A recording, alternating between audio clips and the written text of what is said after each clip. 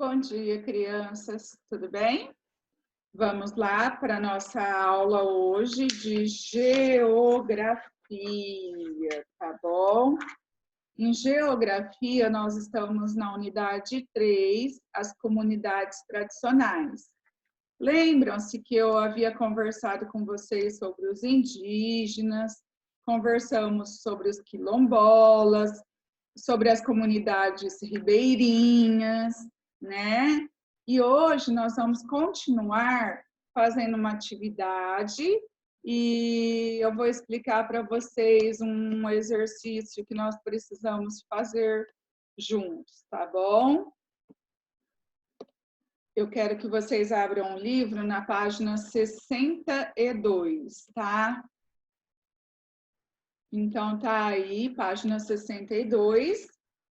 E está escrito aí, ó, mapeando. Quando eu falo mapeando, o que vem na minha cabeça? Mapa, né? Então, para se localizar onde vivem, alguns povos indígenas elaboram representações como os mapas mentais. Essas representações ajudam na localização e servem como documentos para conhecer os limites de suas terras e os recursos naturais existentes ali. O mapa mental a seguir foi elaborado por um indígena, tá? Nele são identificados os principais meios de transporte, elementos da natureza e as moradias do local, tá? Aqui na tela está um pouquinho pequeno, mas vocês podem olhar aí no livro de vocês. Ó, lá embaixo, no canto esquerdo, tem a legenda, né? Para nós vermos o que está falando aí. Então, tem as estradas, tá? A gente consegue ver aí, ó, alguns animais ali em cima, algumas casas, né? Algumas ruas também, tá bom? Então, o mapa, ele serve para nos dar uma localização, tá bom? Página 63 está falando assim: observe o mapa e responda. Quais são os principais elementos destacados no mapa? Ou seja, o que nós vemos principalmente no mapa? Foi o que eu falei. Nós vemos a estrada, vemos as casas, os animais, os meios de transporte. É isso que nós conseguimos ver aí neste mapa, tá bom? Segundo, quais são as principais vias de deslocamento que existem nesse local?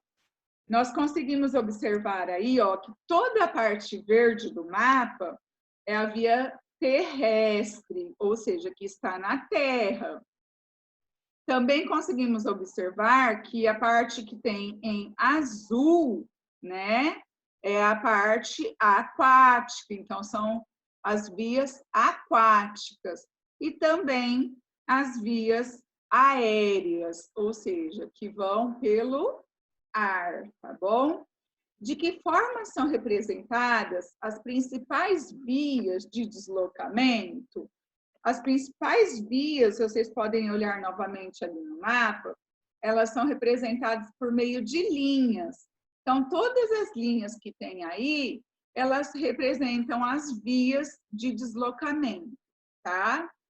E como estão representados os meios de transporte?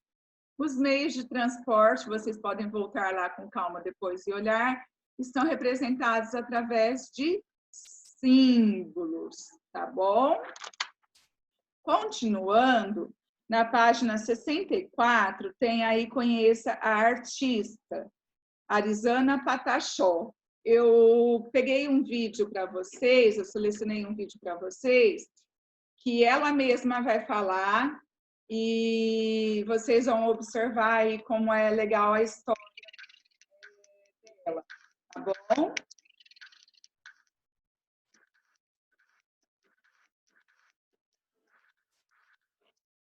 Está na decisão É ela mesma falando, viu, gente? A Arissana.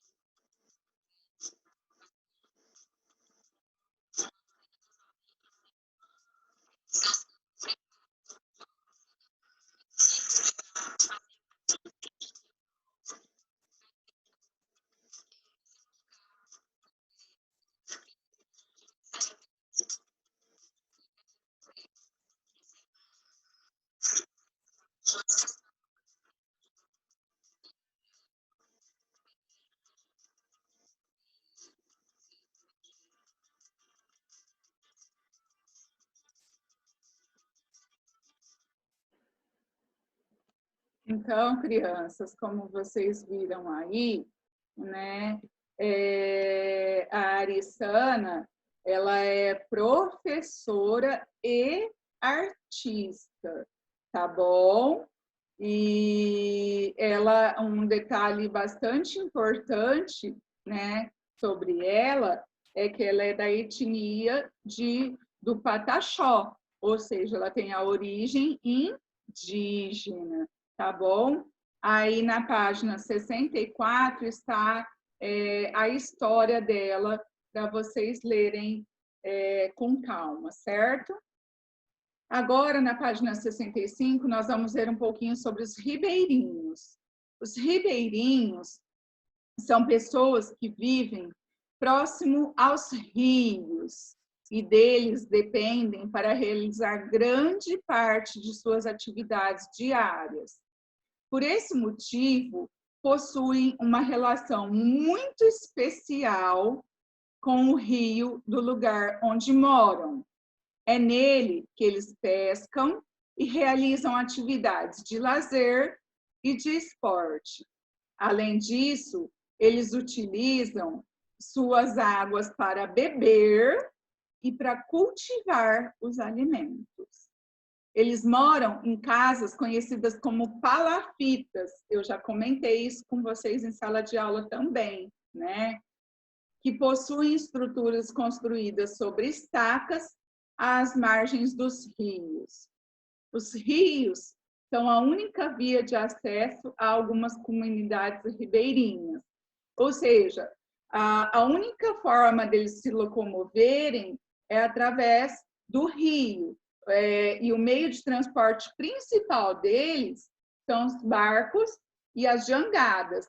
É através desse meio que eles conseguem se locomover, tá? Os ribeirinhos detêm muitos conhecimentos sobre a natureza do lugar onde vivem. Eles precisam conhecer as épocas em que há a variação do volume da água dos rios, a época das chuvas e do plantio, os perigos da mata e a propriedade das ervas medicinais, para que possam cuidar da saúde. Essas informações permitem que eles sobrevivam em lugares, por vezes, isolados. Então, pessoal, olhem aí do lado, tem a imagem, né, da casa, uma casa de palafita, né? São estacas que são fincadas na terra e em cima construída a casa. Casas simples, né? E aí elas têm que ficar no alto. Por quê? Porque quando vem as chuvas e a cheia do rio, não tem o alagamento dessas casas, tá? E como eles estão à beira dos rios, o único meio de transporte que eles podem utilizar são as jangadas e os barcos. E como eles estão em lugares normalmente afastados, eles têm que saber plantar, colher, né? Tem que saber quando que é o período da chuva para se protegerem, e também eles precisam ter conhecimento sobre as ervas medicinais, né? Porque como eles estão em um local afastado, isolado, eles têm que ter conhecimento daquelas plantas medicinais para caso precise medicar, cuidar de algum doente, eles conhecem essas propriedades e são capazes de ajudar as pessoas, tá bom? Os povos da floresta, é um texto aí para vocês lerem depois também, tá? E a vida das crianças em diferentes comunidades, certo? As crianças dessas populações também têm um modo de vida muito específico que pode ser bem diferente do lugar onde você vive. Observe as fotografias a seguir e compare as atividades das crianças com as quais você realiza no seu dia a dia.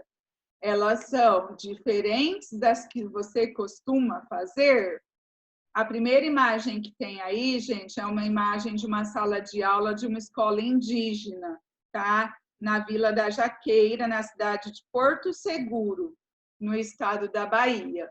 Olhem aí a sala de aula deles, como é que é, e eles estão estudando, tá? E essa imagem aqui é uma criança ribeirinha, brincando no rio, no Novo Airão, no estado do Amazonas. Essas duas imagens, elas têm alguma semelhança com o dia a dia de vocês? Quero que vocês pensem, tá bom? E aqui, né, é a página 69, é a interação. Vai falar das escolas ribeirinhas. Aí, eu quero que vocês façam a atividade. Falem em grupo, mas como nós estamos em período de isolamento, então vamos fazer de forma individual. Primeiro de tudo, eu quero que vocês assistam esse vídeo que está aqui, que eu coloquei o link aqui, e depois eu quero que vocês respondam as perguntas da página 69, tá bom?